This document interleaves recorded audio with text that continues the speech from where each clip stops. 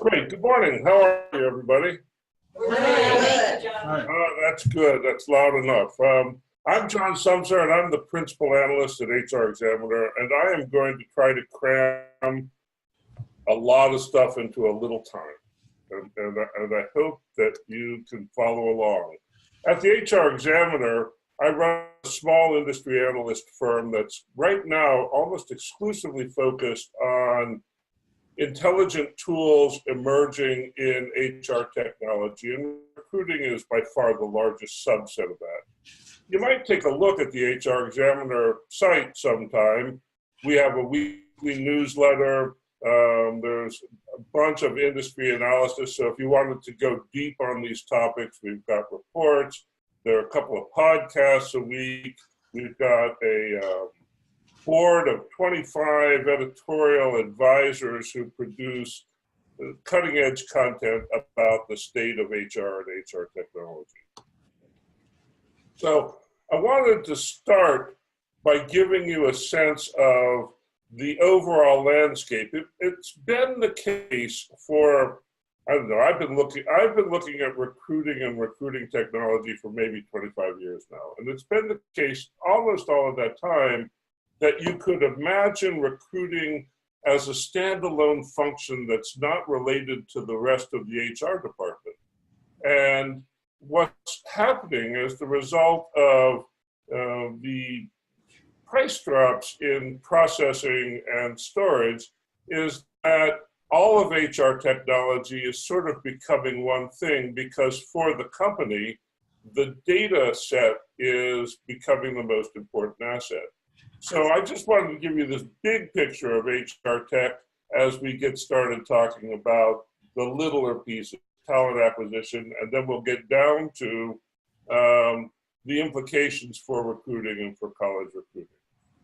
So this big picture is that talent acquisition feeds the organization data that goes into a talent management scheme, which is how people are developed, and all of the related hygiene factors. And what's happening in this entire arena is that employees and people who come in touch with the organization are being measured more and more and more and more. And one of the things that it's really important to be aware of is the fact that measurement is the name of the game in HR these days.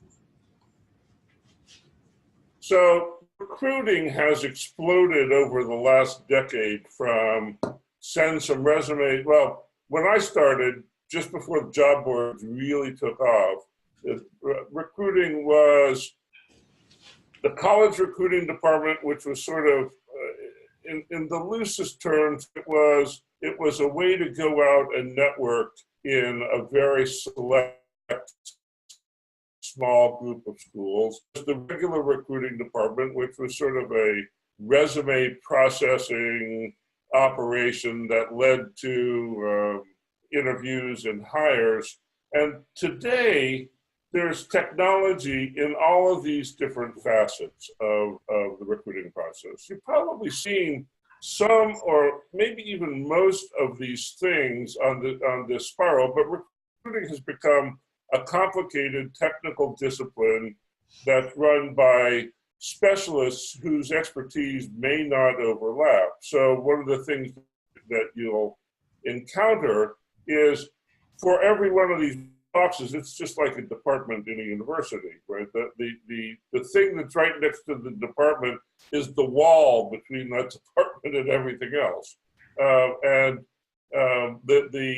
The integration of these tools is coming along. It'll be great in 4 or 5 years, but right now it's sort of chunky, and you get different experiences for everybody who comes along, not because it's personalized, which is something that people are trying to do, but because the integrations are, we're learning how to do the integrations of all these pieces, I guess is what I'd say. What's notable here, and I'll talk about this more over the course of the conversation, what's notable here is that the requirements for a job are getting increasingly precise.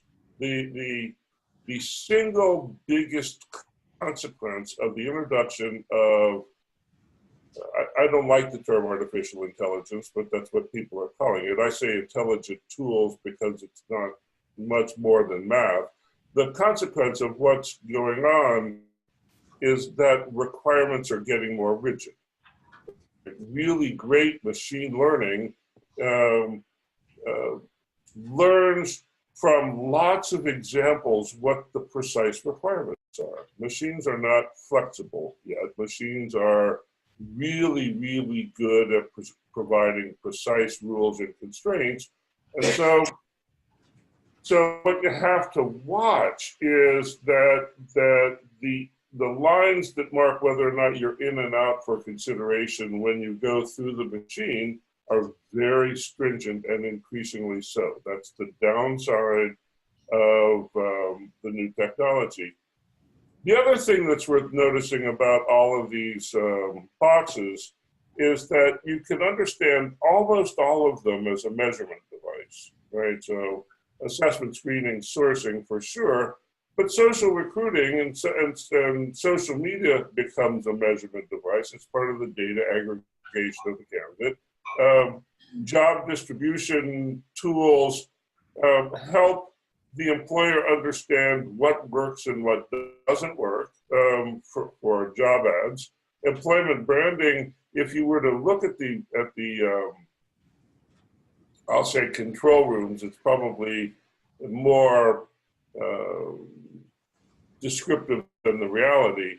But where employment branding, which is all of that junk about why you should come to work for the company and how great it's going to be when you get there, is measured and monitored and looked at to see if it results in people doing things. And so I won't step through all of the boxes on the chart, but every one of these things is now measured and monitored and controlled, trying to tweak a result out of the entire talent acquisition system.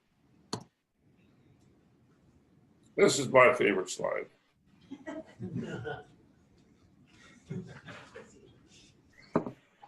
Isn't that beautiful? I don't know about you, but I love fruit salad. That's part of why this is my favorite slide. A good bowl of fruit salad is an amazing thing. My family, my dad's family was from Ohio, and there was like a family competition to see who could make the best fruit salad. And so I have a fondness in my heart for fruit salads. The thing that's great about a fruit salad is in part the way that it gets juicy as you get closer to the bottom of the bowl. This is what the computer sees. And you should notice several things about this. The computer sees no juice at the bottom of the bowl. It just counts stuff. It doesn't have pleasure, pain, compassion, anything like that. It's just got numbers. See the bowl, see the numbers, see the bowl, see the numbers. Now, what's really interesting here, and this is the kind of flaw that you'll find in almost every model, and almost everything that you interact with these days is going to be a model. You see that pile of white dots on the end?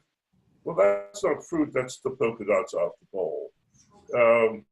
And so you get this sort of, it's almost right. You could get a pretty good fruit salad by having the machine tell you to cut all of these things by 2/3 to get down to 1 or 2 servings, except the machine would tell you that you only need 1/3 of the polka dots, 1/3 of the spoon, and 1/3 of the bowl. So there's the point of this image is that when you deal with artificial intelligence, you're dealing with mathematical models of things.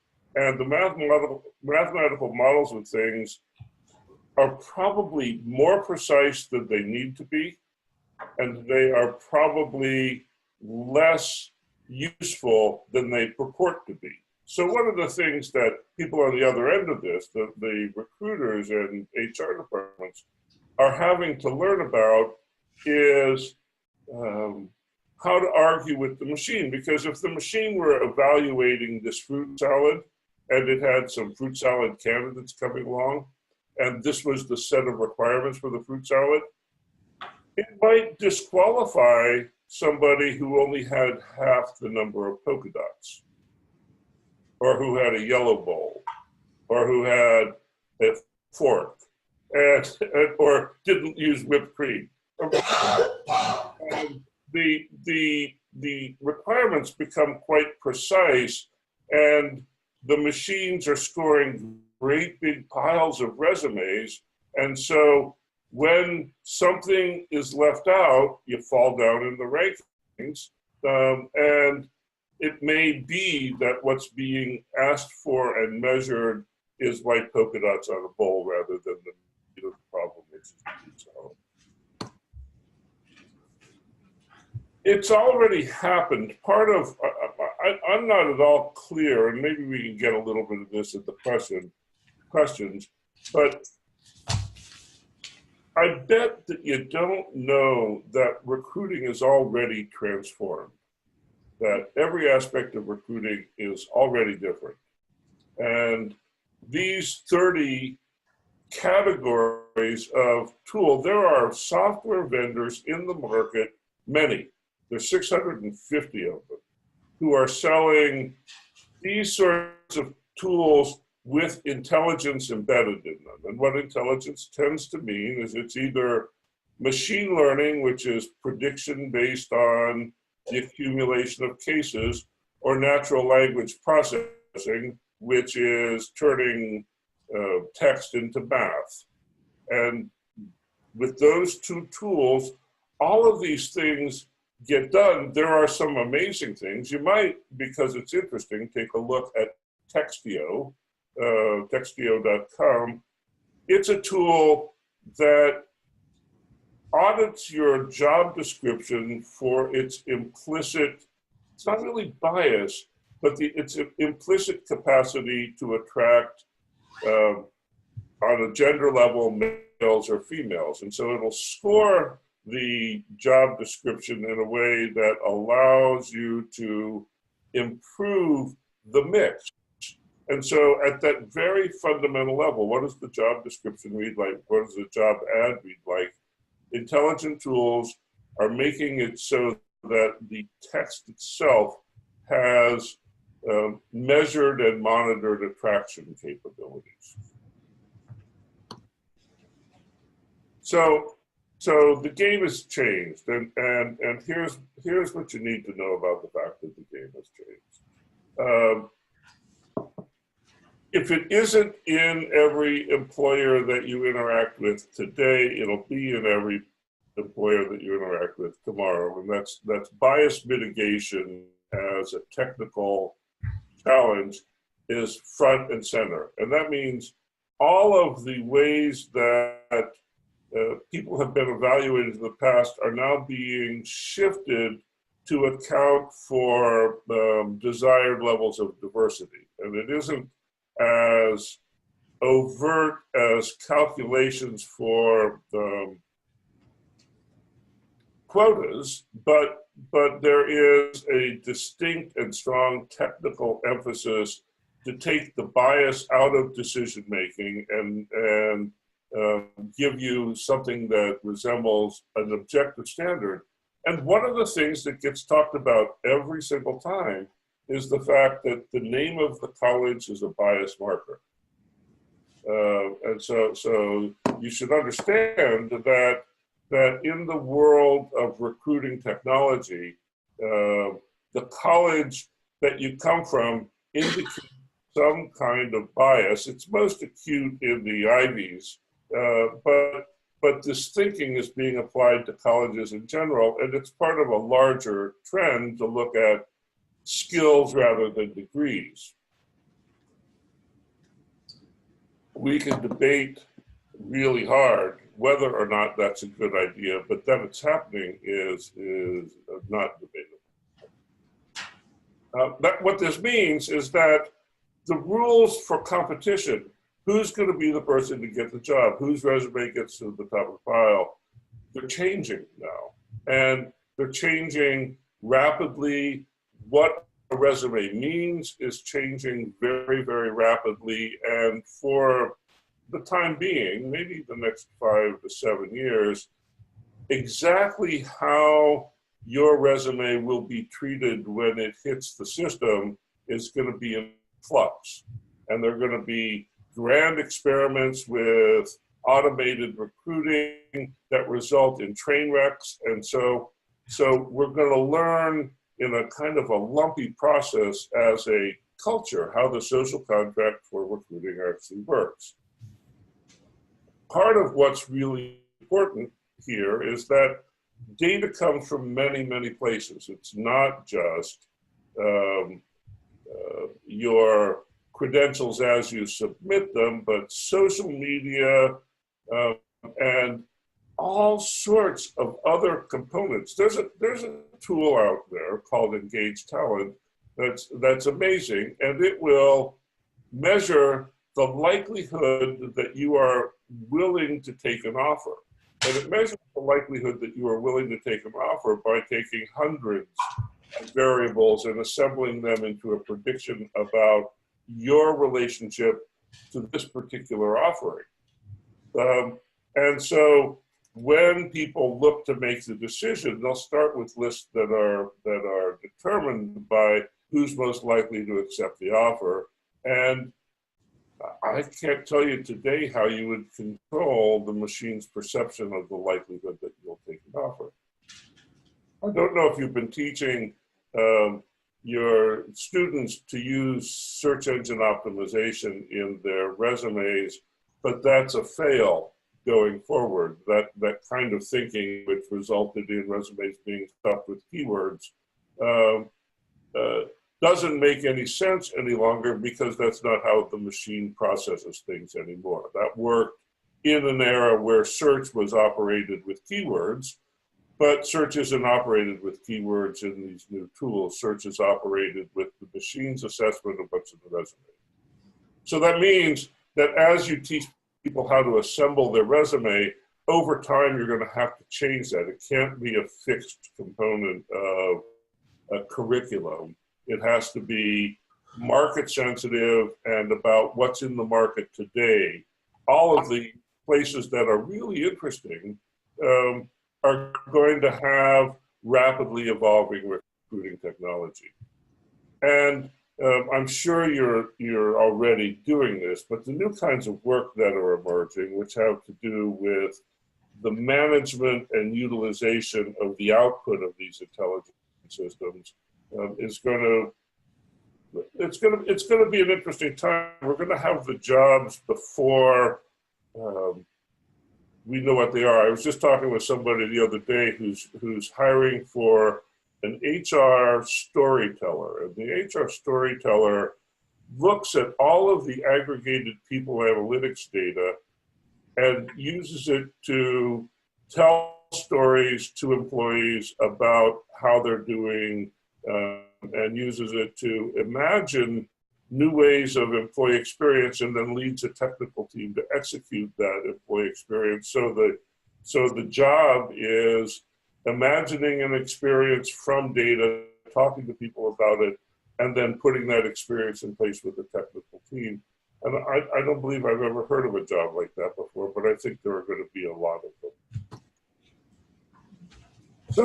So what you have to do if you're going to have a career is probably a bad word, actually, but if you're going to have a career, meaning the aggregate of your life experiences with work, it's going to be pretty bouncy and pretty heavily changed. And so the most important thing that you can know there is how to navigate in uncharted territory.